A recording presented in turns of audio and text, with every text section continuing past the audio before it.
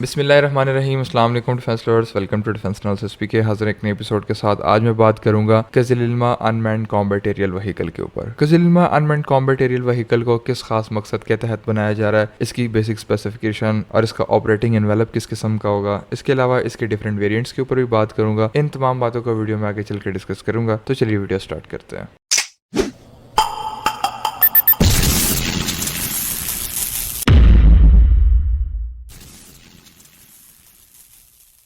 Viewers, में बात कर रहा था कज़िल्मा अनमैन्ड कॉम्बैट एरियल व्हीकल के ऊपर। सबसे पहले इसकी कुछ बेसिक स्पेसिफिकेशन और जनरल करैक्टरिस्टिक्स के ऊपर बात कर लेते हैं। इसके अलावा इसके वेरिएंट्स और इसको बनाया क्यों गया था, इसके ऊपर भी कुछ डिस्कशन करते हैं। स्टार्ट करते हैं इसके वेरिएंट से। इसके बुनियादी तौर पर 3 वेरिएंट्स बनाए जाएंगे, कज़िल्मा ए, बी और सी। ए वेरिएंट जो है वो एक टेस्टबेड का काम भी करेगा और एक प्रॉपर वेरिएंट भी है। इस स्टेटमेंट को आगे चल के मैं एलैबोरेट करूंगा। सबसे पहले मैं आपको इसकी कुछ बेसिक स्पेसिफिकेशन और जनरल करैक्टरिस्टिक्स बता देता हूँ। कज़िल्मा ए जो है वो एक अंडर पावर ड्रोन होगा, एक सबसोनिक स्पीड के ऊपर फ्लाई करने वाला ड्रोन होगा। अगर बात करें इसकी स्पीड के ऊपर तो 0.8 to 0.9 मैक की स्पीड अचीव करने में ये कैपेबल होगा, सक्सेसफुल होगा। इसके अलावा पेलोड कैरिंग कैपेसिटी इसकी 1500 किलोग्राम होगी। इसके अंदर एक इंटरनल वेपन बे भी मौजूद है, क्योंकि एक लो ऑब्जर्वेबल और स्टेल्थ डिजाइन है, तो आप कह सकते हैं कि इसके स्टेल्थ को बरकरार रखने के लिए इसके अंदर एक इंटरनल वेपन बे भी रखा गया है। इसके अलावा अगर आप इसकी डिजाइन फिलोसफी को देखें तो इसकी डिजाइन फिलोसफी काफी ज्यादा रिजेबलेंस रखती है चाइनीज J-20 के साथ। उसके अंदर भी किनार्ड्स मौजूद हैं और सेम डेल्टा विंग डिजाइन है, और इसके अंदर भी ऑलमोस्ट सेम है 2 वर्टिकल स्टेबलाइजर के साथ। तो इसकी जो डिजाइन फिलोसफी है ये काफी ज्यादा रिजेबलेंस रखती है J-20 के साथ। एनीवेज, अब आता हूं मैं उस स्टेटमेंट के ऊपर जो मैंने स्टार्ट में दी थी कि ये एक टेस्ट पैड का भी काम करेगा और प्रॉपर वेरिएंट भी है। देखिए, प्रॉपर वेरिएंट तो इस वजह से है क्योंकि ये एक फ्लाइंग मशीन है पूरी, आपके पास एक एयर फ्रेम मौजूद है, तो ए वेरिएंट का नाम देना इसके लिए ठीक है। लेकिन ये एक टेस्ट पैड का काम किस तरीके से करेगा, मैं अक्सर औकात आपको एक चीज बताता रहता हूँ कि कोई भी चीज, कोई भी मशीन एक ही बारी में परफेक्ट नहीं बनती। अगर आपने उसको बनाना है with the passage of time ही आप उसको इंप्रूव करते हैं। लेटेस्ट टेक्नोलॉजीज आती हैं और ये जो फाइटर जेट्स होते हैं, एयरक्राफ्ट होते हैं, ये सिस्टम्स ऑफ सिस्टम होते हैं। बहुत सारे सब सिस्टम्स मिलके, बहुत सारी चीजें मिलके एक एयरक्राफ्ट बनाती हैं। तो ऐसी सिचुएशन में with the passage of time जिस तरीके से सब सिस्टम अपग्रेड होते हैं, जिस तरीके से नई नई टेक्नोलॉजीज आती हैं, वो सेंसर्स में हो, वो हार्डवेयर में हो या सॉफ्टवेयर में हो, आप with the passage of time ही अपने एयरक्राफ्ट को इसी तरीके से मॉडर्नाइज करते हैं और अपग्रेड करते हैं। एक ही बारी में आपका एयरक्राफ्ट नहीं बनता। आपके पास जब भी कोई नया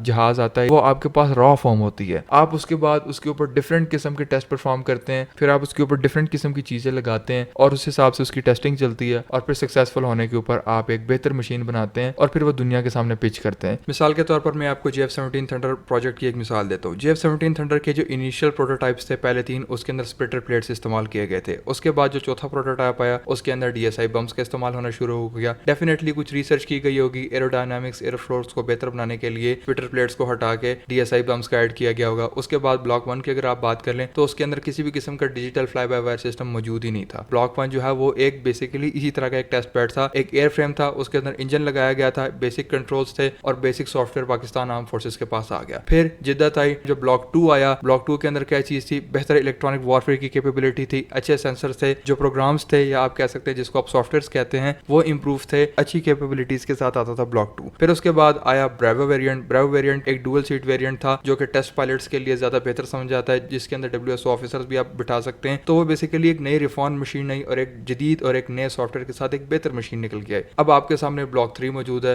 state of the art block 3 के अंदर एक ऐसा रेडार है, अच्छी इलेक्ट्रॉनिक वॉरफेयर की कैपेबिलिटी है, रेडार वार्निंग रिसीवर्स हैं, वो सिचुएशनल अवेयरनेस को अच्छे तरीके से टैकल आउट कर सकते हैं और फिर उसको पायलट तक पहुंचा सकता है। हाई ऑफ बोर साइड की मिसाइल्स उसके अंदर लगाई जा सकती हैं, हेड्स अप डिस्प्ले उसके अंदर मौजूद है। इसके ऊपर एक स्पेसिफिक वीडियो बनाई जा सकती है बाकायदा तौर पर JF-17 थंडर के होल प्रोजेक्ट के ऊपर। तो ये एक मिसाल है। आते हैं वापस अपनी वीडियो की तरफ, थोड़ा सा बियॉन्ड टॉपिक चला गया था। कज़िल्मा जो है, इसका जो ए वेरिएंट है, ये बेसिकली एक टेस्ट बेड है, एक इंजन है, एक एयर फ्रेम है और उसका एक सॉफ्टवेयर है बेसिक सा। उसके ऊपर डिफरेंट चीजें भी लगाना बाकी हैं। अब जब मैं ये वीडियो रिकॉर्ड कर रहा हूँ, ऑन बोर्ड इसके 9 मेजर टेस्ट जो हैं वो परफॉर्म किए जा चुके हैं, जिसके अंदर वेपनरी के ऊपर भी टेस्ट किए जा चुके हैं, जिसके अंदर आप कह सकते हैं सॉफ्टवेयर बेस्ड टेस्ट शामिल हैं, जिसके अंदर एरोडायनामिक्स के टेस्ट शामिल हैं, जिसके अंदर और बहुत सारे टेस्ट जो हैं वो शामिल हैं। इसके अलावा जो बी वेरिएंट होगा कज़िल्मा का, ये तो होगा बेसिक ए वेरिएंट की बात। बी वेरिएंट जो है वो एक सुपरसोनिक स्पीड के साथ फ्लाई करने वाला ड्रोन होगा, उसकी कैपेबिलिटीज डेफिनेटली ज्यादा इस तरीके से होगी कि उसके अंदर एक बड़ा इंजन लगाया जाएगा, मेजर वेपन्स जो है वो इसके साथ इंटीग्रेट किए जाएंगे। जब इंजन कज़ल इल्मा के अंदर बड़ा लगाया जाएगा तो इसके अंदर अच्छे और पावरफुल सेंसर्स लगाए जा सकेंगे, इसके अंदर पावरफुल इलेक्ट्रॉनिक वॉरफेयर का सूट लगाया जा सकेगा और बहुत सारी बेहतर चीजें जो इसके अंदर ऐड की जा सकेंगी। फिर बात करते हैं कज़ल इल्मा ब्लॉक 3 के ऊपर। कज़ल इल्मा का जो 3 वेरिएंट होगा, कज़ल इल्मा ब्लॉक 3 या मार्क 3 जो भी होगा, उसके अंदर बेसिकली इसका डिजाइन जो है वो चेंज कर दिया जाएगा। वो एक डुअल इंजन वेरिएंट होगा, ज्यादा पावरफुल होगा, ज्यादा अपने साथ फ्यूल कैरी कर पाएगा, ज्यादा इंड्योरेंस टाइम के साथ आएगा, ज्यादा जो है वो वेपन्स कैरी कर सकेगा, ज्यादा पावरफुल मशीन निकल के आएगी। तो इसी तरीके से जो है वो जदद आती है। इसी तरीके से अगर आप देखेंगे ब्लॉक कज़ल इल्मा से ब्लॉक 3 का कज़ल इल्मा 10 फोल्ड्स अपनी कैपेबिलिटीज के अंदर ज्यादा होगा। तो ये बेसिकली ब्लॉक 1, ब्लॉक 2 और ब्लॉक 3 के कज़ल इल्मा के अंदर बुनियादी तौर पर फर्क है। व्यूअर्स, अब मैं बात कर लेता हूँ कि कज़ल इल्मा को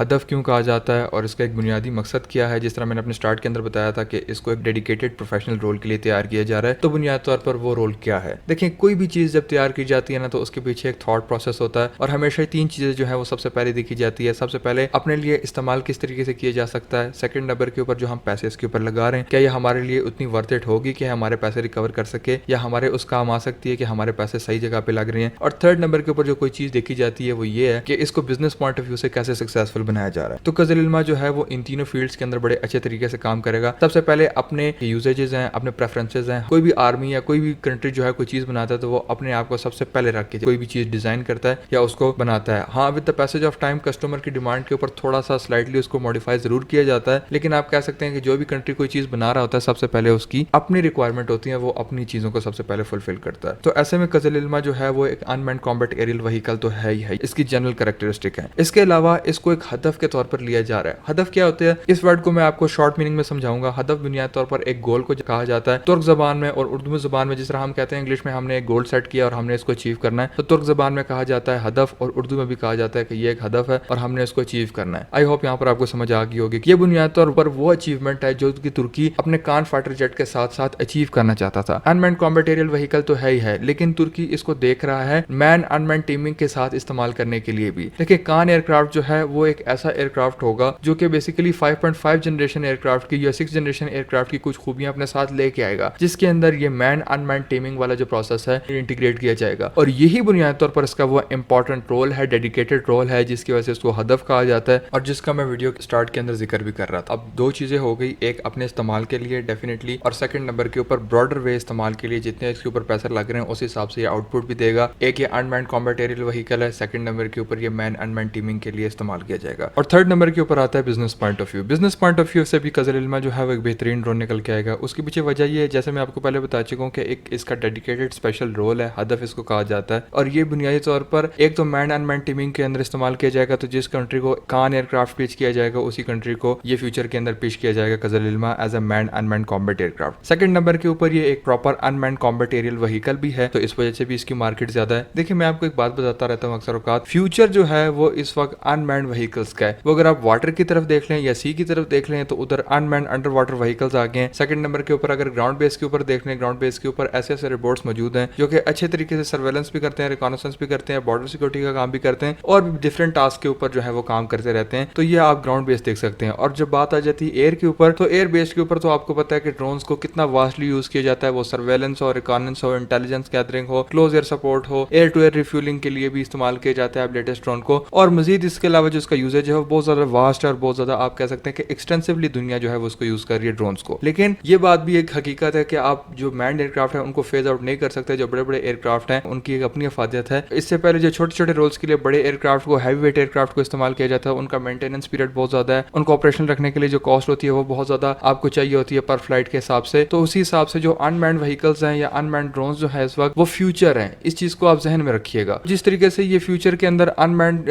व्हीकल्स की मार्केट बढ़ रही है, उसी तरीके से ये जो कज़ल इल्मा है ये एक अच्छी और बेहतर ऑप्शन निकल के, क्योंकि एक तो ये चलती है, सेकंड नंबर के ऊपर सब सोनिक के बजाय सुपरसोनिक फ्लाई करने की इसकी कैपेबिलिटी होगी, ज्यादा पेलोड कैरिंग कैपेसिटी, ज्यादा एंड्योरेंस, ज्यादा वेपन कैरिंग कैपेसिटी। ये आप कह सकते हैं कि पूरा का पूरा एयरक्राफ्ट होगा लेकिन अनमैन्ड होगा। तो आप इसी से इसकी हिफाजत का अंदाजा लगा सकते हैं। ये एक प्राइमरी गोल है तुर्किश एयरफोर्स का कि वो उसको अपने जहाजों के लिए भी इस्तेमाल करे, वो उसको अपने और वारफेयर के अंदर भी इस्तेमाल करे, unmanned combat aerial vehicle, unmanned combat aerial vehicle के यूजेज के हिसाब से, और इसके अलावा वो एक्सपोर्ट मार्केट को भी इसी ड्रोन से टारगेट कर सके। आई होप यहाँ पर आपको समझ आ गई होगी कि इसको हदफ क्यों कहा गया है, इसको डेडिकेटेड किस रोल के लिए डिज़ाइन और डेवलप किया जा रहा है और इसके किस तरीके से वाइडर यूजेजेस जो हैं तुर्किश आर्म फोर्सेस प्लान कर रही है। व्यूअर्स, ये थी आज की वीडियो, आज की इन्फॉर्मेशन। होपफुली आपको पसंद आई होगी। Let me know in the comment section video आपको कैसी लगी। वीडियो आखिर तक देखने का बहुत बहुत शुक्रिया। मैं आपसे मिलता हूँ इस तरह की एक नई वीडियो में, तब तक के लिए अल्लाह हाफिज़। पाकिस्तान जिंदाबाद।